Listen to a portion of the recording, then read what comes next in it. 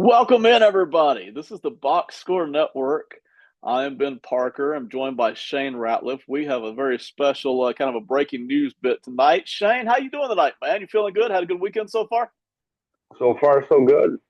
Interesting day to say the least in college football. So, It is. And listen, we're going to jump right into it here. I'm going to share a screen with everybody a little bit while we're working our way through this. We got a lot to talk about, and we're going to spend probably, I don't know, 20 to 30 minutes and work our way through this. The subject of tonight's conversation, of course, the reason all of you have turned in, I'm going to get the name right here, Nico Iamaleava.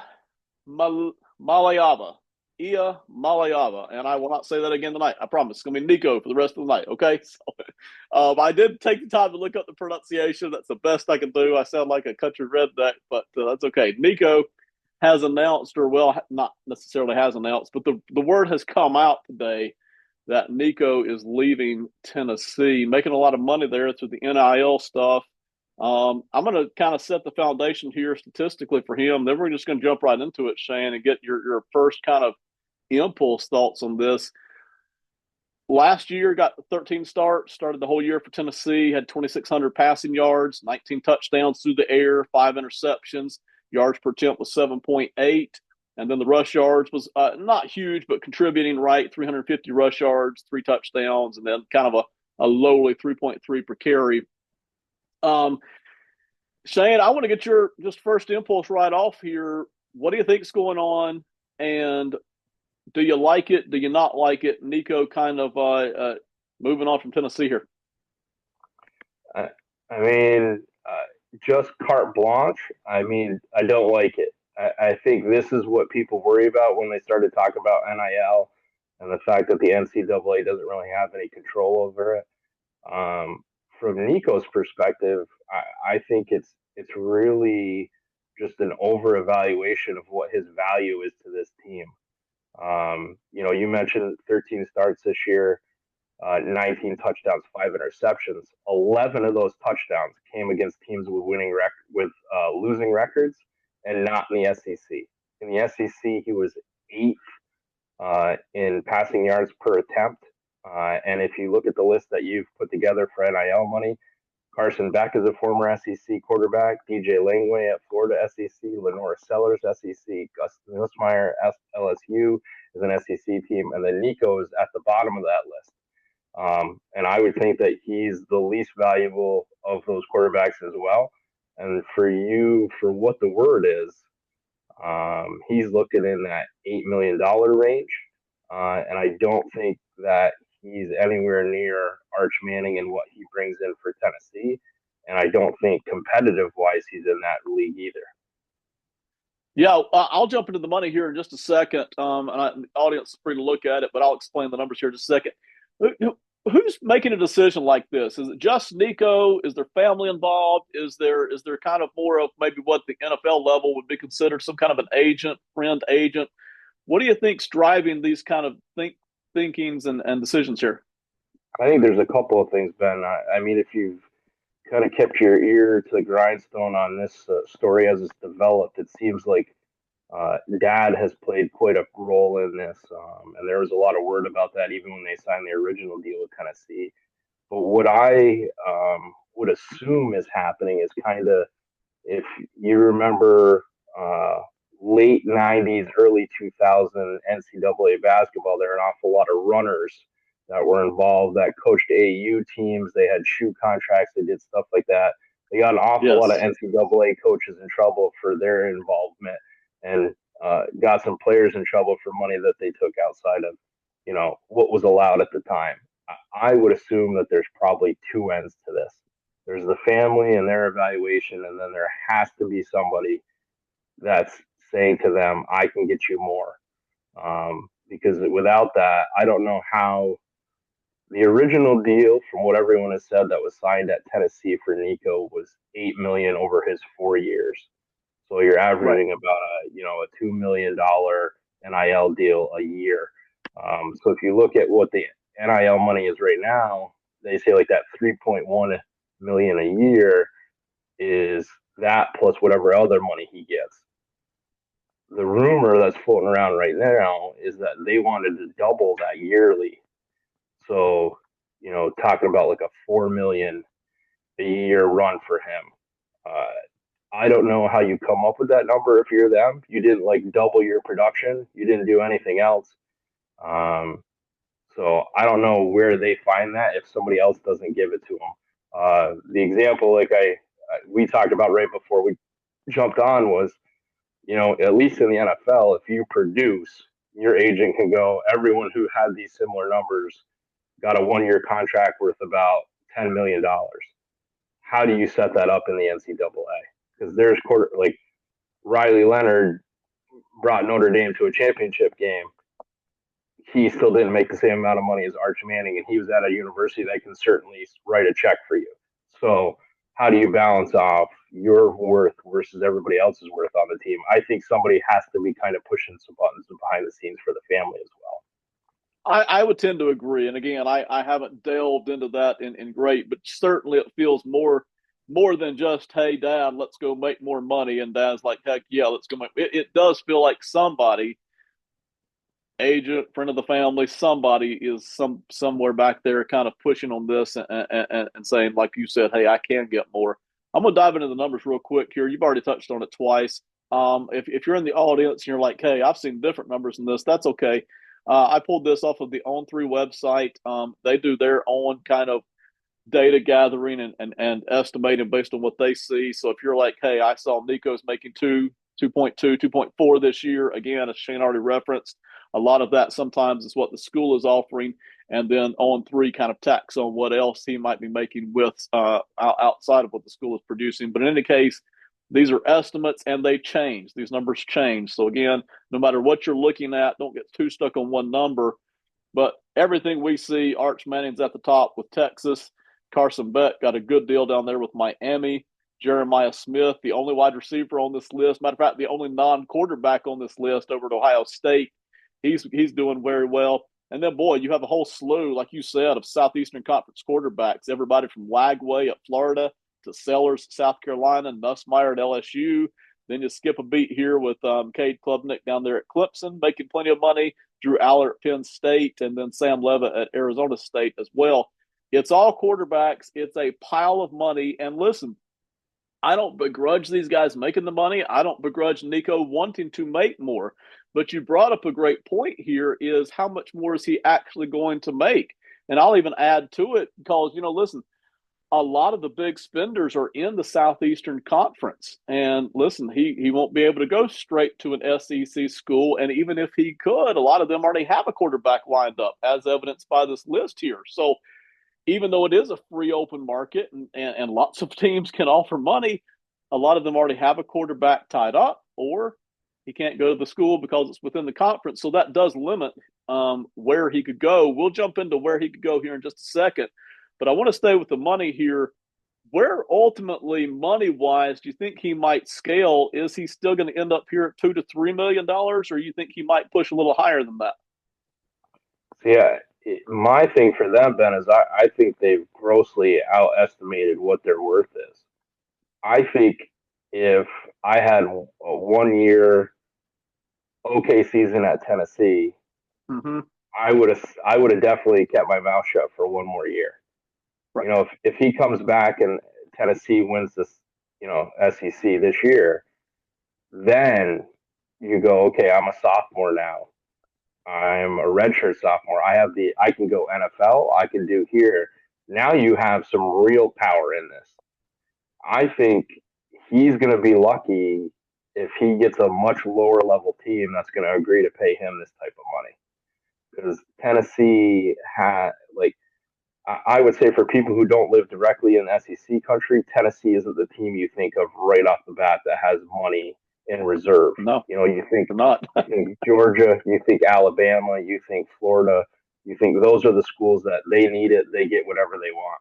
Tennessee certainly does have money. Anyone that's ever seen Neyland Stadium and what they do there on game day, it is a show Yes. to say the least. But I think you would have been happy to stick at Tennessee, and I think you really hurt yourself because for Heupel to say this morning after their spring game that they're okay with letting Nico go. They wish him the best, but they'll get another. They'll be set at quarterback. That doesn't speak high for you, because that means that no one at Tennessee decided they needed to up that money to get you to stay. So, I Texas wouldn't let Arch Manning walk away over a couple $1 million.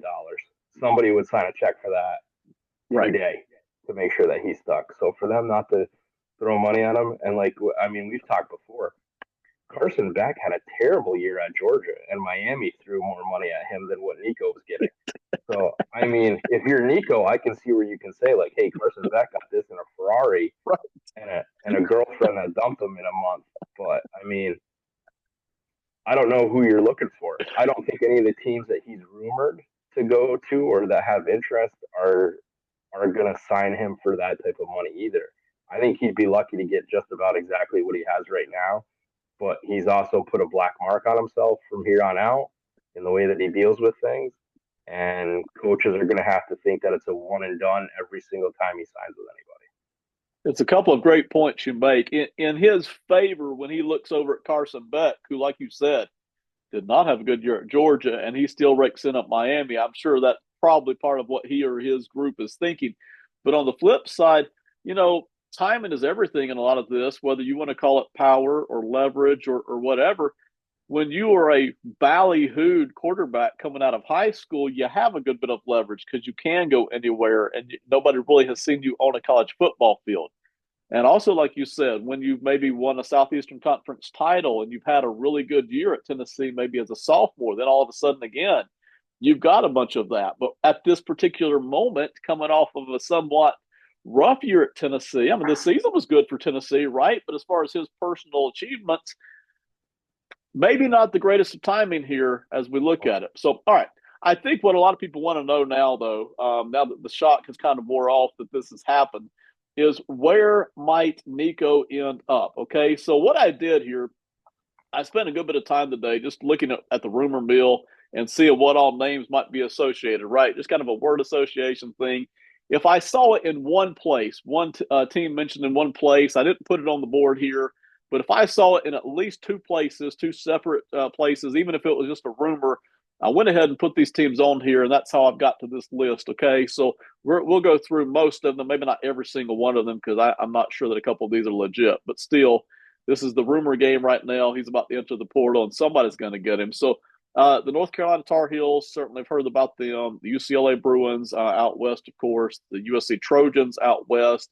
We even heard Notre Dame a couple of times. Heard Colorado with Dion a couple of times. Texas Tech several times, and then even Maryland and Syracuse I saw in a couple of different places, both of those schools, which surprised me a whole lot. But in any case, this is kind of the short list that we've put together today. Not to say that any other team could not be interested, but based on what we're hearing right now, Shane, go ahead and trot me out here the name that you think might be the most likely, and we'll kind of work our way down the list.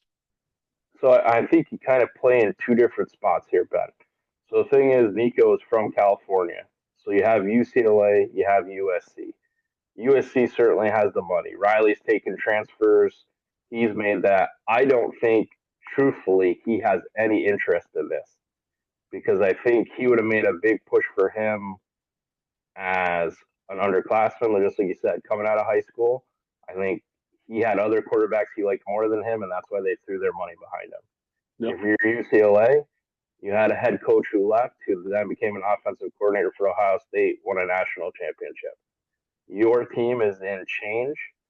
I don't know if UCLA has the piggy bank to be able to come up with that, but I think they're one of the teams that has the in-state pull for him. Now comes the kind of interesting part in my mind. Notre Dame has the money. I don't think the interest is going to be there because of the way this played out and the way that Marcus Freeman has run the program since he's taken over. Right. Yeah. Texas Tech in other sports has spent huge this year in buying athletes in NIL. Softball players, a couple other things where they've made big moves where their collective has reached out and grabbed people from schools that were much better off than Texas Tech to try to make a move.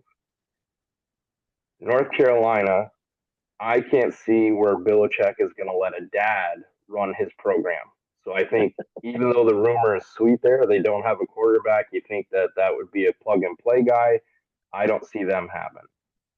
Fran Brown at Syracuse did a great job with Kyle McCord.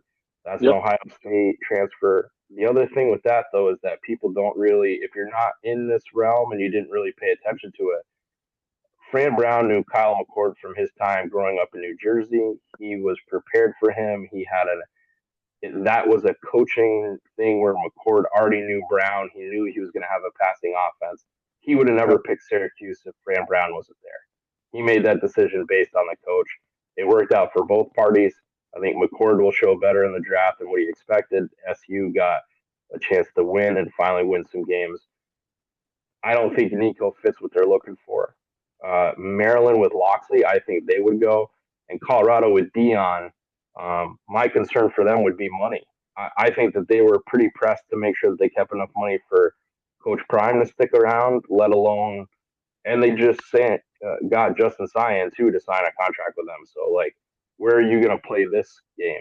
That's why, like I said to you, I think the point that you made, Ben, where like it's almost better, and it really plays into the draft that we're following right now. It's almost better to be an unknown commodity than it is to be known. Because we watch Right. these guys that play quarterback for 4 years and they win all these games, and you're like, man, that guy just won a national title and he played great. And then you get to the draft, and there's 4 draft analysts that tell you that he's the worst quarterback they've seen in the last 6 years. So the more you play and the more you show that you have weaknesses, then people start to build on that. I don't think Nico had an outstanding year outside of the non-conference games. Once you look at what he did in the SEC, that defense played some great games for him. And there's Right. a lot of guys that are going to get drafted from Tennessee that played on that side of the ball. There's not a lot of offensive weapons on Tennessee that are going to get talked about this year. So I think this is a bad move for them, but I wouldn't be surprised if like UCLA finds some money to be able to pull him and can play. It's he's returning home. He's a California kid. You know, try to play it off that way. I mean, I like everything you're saying there. It makes a ton of sense. I love the insight there. Real quick, the audience already knows this because they've been watching me and you for a while now. You're a Notre Damer. You love the Notre Dame fans and the football program. As a fan, take off the analyst hat for a second. Do you have any interest in Nico, or you're like, no, please don't do that? Yeah, none. Okay. None from a talent perspective wise. I think Notre Dame has 3 quarterbacks at least right now that they're happy with. Um, I also think that Marcus Freeman has built. He's been so big on the culture that he Mm-hmm. wants to bring in, and they've had great luck with bringing in transfers. But each of those guys had like a cult following at the team that they left. Sam Hartman was Wake Forest. Like that team would not have won games without him. He goes to Notre Dame. He gets a little push. Plays with some better players. Does okay. Didn't look great. Right. Riley Leonard. Duke loses a ton of games without him playing quarterback for him. Mm-hmm. They lost plenty of games when he was there. Goes to Notre Dame. They love the personality of him. Everybody goes for that. The other thing for Nico, he leaves this Tennessee program, and I don't see teammates jumping on board saying, "We got your back. Wish you best of luck." Man, it's going to be tough to lose him. I'm not seeing people scream out about that. The other thing, that kind of hit X, Twitter, whatever you want to choose to call it these days, is the story behind this. The word out, and it's been talked about on the Athletic and a couple other markets, is that Dan Lanning received a feeler by Nico's parties involved, trying to find out if Oregon would be interested. And Dan Lanning reached back out to Josh Heupel and said, "By the way, your starting quarterback is looking for a new home." Uh, so I mean, when you look at this, I don't know any of those top tier programs. Like you look at this, none of USC right now, regardless of what USC fans want to tell you, they're not a top tier program right now. Right. They, Right. they've been down. The move to the Big Ten did not help them because they're getting bullied again. and that used Mhm. to be what they did out west. Right. UCLA, again, like I said, they got the option. The thing is, I don't see who's a program above Tennessee to add him. So you're going to play at a team that's not as good as the team you were on and hope that you're the driving force that makes them better. It's a great point. And yeah, so SoCal the past few years, while they've had the offensive kind of skill position talent, the O lines and D lines are just not tough enough and big enough and strong enough to hold up against the competition they're playing. And they're not even usually playing the Southeastern Conference. They're usually playing the Big Ten, which is tough enough by itself. I like everything you're putting out there. So I would be very surprised, especially just from the Freeman aspect alone, if Notre Dame jumped on this. That would really kind of surprise me, all things considered. I see UCLA, I see Texas Tech. I still kind of see North Carolina because in my head, Belichick would probably be like, "Hey, Dad, shut up. I'm in charge here." But we'll see. Um, the Colorado thing does worry me because, like you said, where's the money coming from? I'm just not sure that Colorado's got the money sitting around to do that. Could Dion go manufacture it? Maybe, but I'm not convinced of that. So, top three teams right now as we kind of exit out here. Who are you thinking? Is it UCLA, Texas Tech, and one other team? I think it's UCLA. I think it's Texas Tech. And I think the other side to this is Maryland has Under Armour as their war chest. Plank, the owner of Under Armour and inventor of Under Armour, was a former special teams player at the University of Maryland. He's helped them Mm-hmm. numerous occasions be able to find some ways to bring some players in. But I think those are your top three. Okay. Um, from everything that I've heard, USC is not interested. They feel like they've already made their move and they don't need to play with them. And I think we did a pretty good job of kind of hitting on why some of these other rumors that are out there, there's not a real lot of fire behind the smoke that's trying to get those names out. Any sense of a timeline? How long you think this might take? Are we looking at weeks or months? Ooh. I hopefully before the season starts, right? Yeah, I mean, I think again, who's ever in their ear, I think this was bad timing because Yeah. you know if you're interested in the SEC, Alabama's A Day was today. Tennessee had their spring game. There's a Mm-hmm. bunch of spring games that are happening. So there's a market that's going to open up for young quarterbacks that got a chance to show in the spring game but didn't get the starting job. If this was me and I had already made the decision I wanted more money, I would have tried to jump before this portal opens because the second that the spring games end, the next portal opens. And I think again, it's mismanagement. You made a Right. decision. You you got to tell me. I'd imagine once the season ended for Tennessee, you already knew you were looking for more money. So you probably Right. should have started the battle right then. And then Tennessee would have been like, man, we had a great year. Let's get this guy locked up. Let's get another deal for him. Let's figure something out.